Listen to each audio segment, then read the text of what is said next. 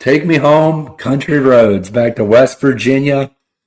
Just like a very familiar face in Rich Rodriguez, your new head coach of the West Virginia Mountaineers, a program with such rich history, including a former tenured under Rich Rodriguez that put West Virginia on the map, essentially. Obviously, West Virginia has had its struggles up and down. Now Rich Rodriguez has the opportunity to come back and get some redemption.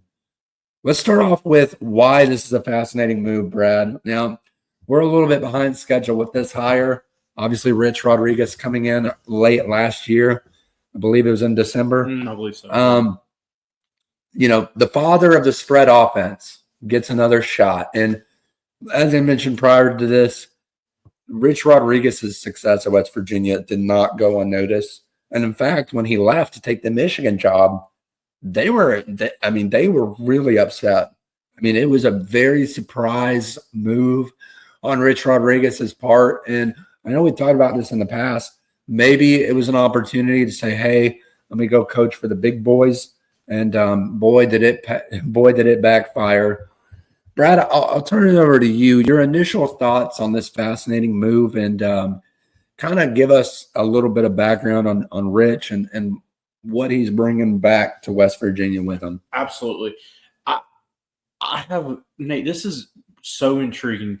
You have a guy that put West Virginia on the map, and I'm just looking, his final 3 years at West Virginia, which was 05 to 07, 11-1, 11-2, 10-2. That was in the old Big East, where, he took this program and put him on the map. 15-22 at Michigan. Gets fired from Michigan. I believe, I'm making sure he took a year off. Yeah, he took a year off and goes to Arizona, 43-35. And then career just completely turned around again at Jacksonville State at 27-10. This one's hard for me to judge because you look at his success at West Virginia. You mentioned he was the father of the spread option offense, and I think that's completely true. I remember his teams of, Pat White, Steve Slayton, Geno Smith, other guys. So many other guys come to mind, but just these fun offenses that they would throw it, but it was triple option from the shotgun. It was read option. It was really what got started, and we saw that turn into Florida started running it, Auburn started running it, and now it's, I would say, you have some variations, but the spread option is very, very widely run. And you said he's just such a good offensive mind. My big question is, Nate, is here we are in this era of portal and NIL. West Virginia is a much tougher conference now than they were in the Big East. Where does Rich Rod go? His tenure at Michigan was tumultuous. It was very tough. I'll be honest, I was not impressed with his time at Arizona. And you look at Arizona, I was expecting him to get some really good players. He's got Arizona, he's got California that he can recruit, the West Coast, and it was just tough. But Jacksonville State, he got some good fits in there, and 27-10. So this one, it's intriguing.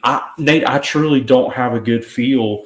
Some of the other coaches we've talked about, and we're going to continue to talk about, I have a pretty strong feeling how I'm going to go. This one to me is truly 50-50. Is he is the game past him? I still think he proves he can coach, but now where does he go at West Virginia? The Big 12 is wide open, but it's still very tough and competitive at the same time. Yeah, you bring up a lot of great points. The biggest one being, is his offense old? Is it a thing of the past? And we saw his success at Jacksonville State. I think he's a guy that does well being the underdog. I truly believe that. When you look at his time at West Virginia, what he was able to do, no one expected anything from West Virginia. And he put them on the map. And he made those fans proud. He had them burning couches. He had them flipping cars. Wild stuff. And now they've banned it, unfortunately. But I would agree with you. I think it's 50-50 too. But I also think when you think about a program like West Virginia, there's really not a better fit. He's old school. He likes that way of living. And I think sometimes in life, you make the jump to something that you think is the right fit for you. You maybe have stars in your eyes and sand in your pockets, as my grandma used to say. But I really do think it was a great lesson learned for Rich. And I wonder if he's gone back to his humble beginnings. He's relearned the fundamentals. He's had some time to coach at a lower level. Now he gets his chance to prove himself once again at the place that gave him his first opportunity. I think it's a great fit. Mm-hmm. I'm not saying that West Virginia is going to come out and win the Big 12. They can. I mean, when you look at the landscape of the Big 12, anyone can win Absolutely. it. We saw it this past year with Iowa State and Arizona State. So I think it's the kind of the same thing we mentioned earlier with Barry Odom going to Purdue. If you're Rich Rodriguez, why can't I win the Big 12 of West Virginia, especially with NIL? And he's got a big backing behind him. Mm-hmm.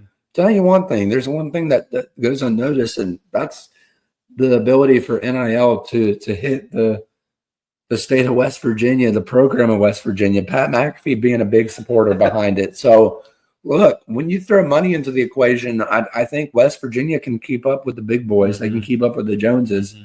Question is, can Rich Rod put the past behind him and just say, you know what, I'm back home.